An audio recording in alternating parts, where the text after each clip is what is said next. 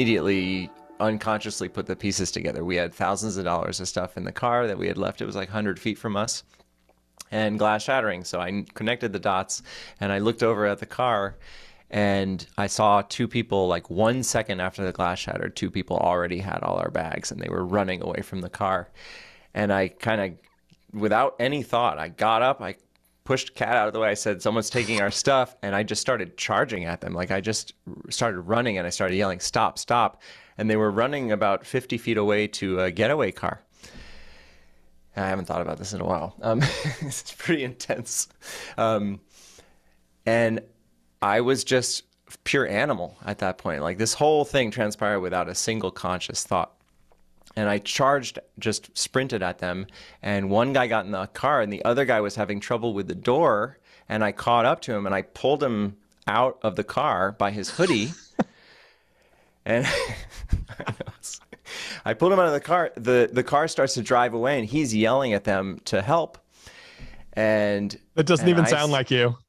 Oh, no, because you've known me long enough to know how different this pattern is from how this would have been 15 years ago. I pull him out of the car. I can curse on this. You'll bleep this. You can say anything you want. Great. So I say, you're not fucking going anywhere, because he's the only ticket I have to all this stuff. And I'm holding him. And as soon as I say that, he stops actually trying to get out of my grip, which was, in hindsight, a really weird feeling. Like I had displayed enough ownership of the thing that he didn't even try to alpha his way out. So he starts yelling for his friends to help. I start yelling for cops. There's an off-duty FBI agent a block away who hears me and starts running over. Meanwhile, the guy I'm holding yells to his friends, shoot this motherfucker, which I, of course, didn't process at all at the time, or I probably would have just like walked away. And before I'm yelling, help, help, someone come over here and help. And then I look back at him, and right when I look back at him, someone else punches me in the face. One of his friends. He had two people with him.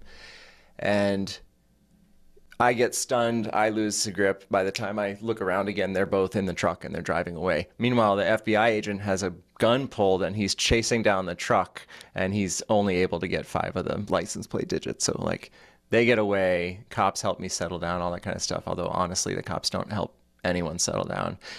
Given my trauma education, I immediately start to process the trauma, because if you don't get rid of the stress hormones that are in your body, you'll have more likelihood of holding that trauma. So I asked Kat to come over immediately. I had her hold me, and I just started shaking out the fear like you see in a dog or a bear or whatever, or a deer when they go through the freeze response. And I shook this out, and I kept just saying out loud, shoot this motherfucker, because that was the thing, once I settled, that brought the most fear in the body. And so you want to, in those cases, bring it all in and shake it out, and that releases all the stress hormone. I slept totally soundly that night. There was no trauma left over. I had loose teeth, I had black and blue, all that kind of stuff, but psychologically, I had moved through it fully. And part of that was also that I acted in the thing. I wasn't frozen.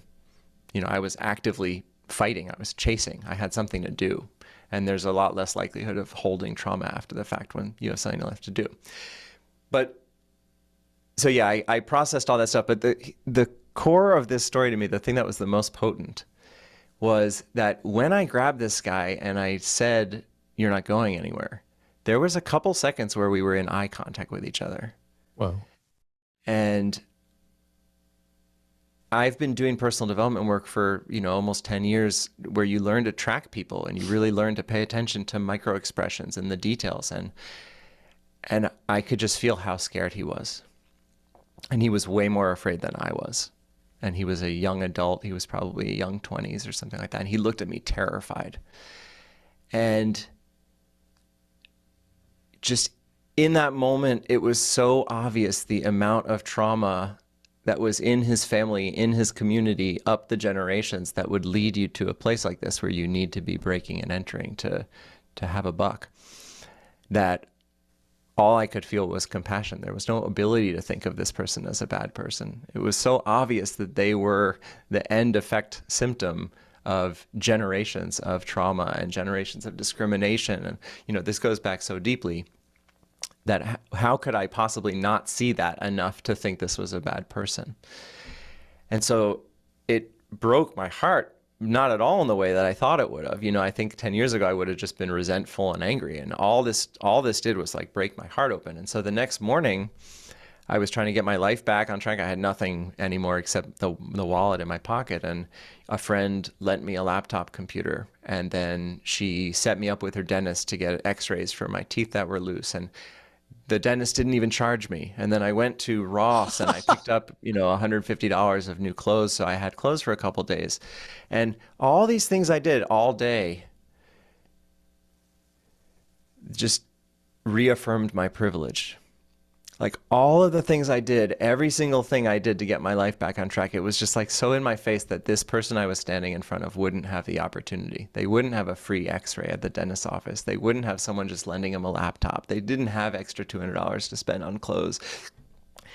And I spent most of the day just sobbing, just like I had peeled myself out of the privilege bubble, and I got to see it more clearly. And so I left that situation just incredibly full of gratitude. And it's so odd to say that out loud, but it woke me up. You know, it made me more awake to the reality. And maybe the deepest irony is he was probably in the age group of people that I want to work with. Whoa.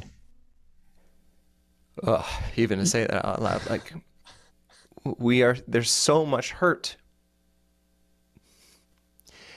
When you start to attend to it and let it break your heart, it's just everywhere. When you look at, if you just sit on a bench and you just watch people on the street, you just see the level of trauma and hurt that's in our culture right now. And to think of how I'm trying to do my best to find leverage points in our culture to improve mental and emotional health and well-being, and to think about how far it is away from reaching that one person. And like, when would I ever intersect with that person in my life? So that was really powerful. I like the saying, hurt people, hurt people. It's pretty popular these days. Yeah. It's a simple explanation of that.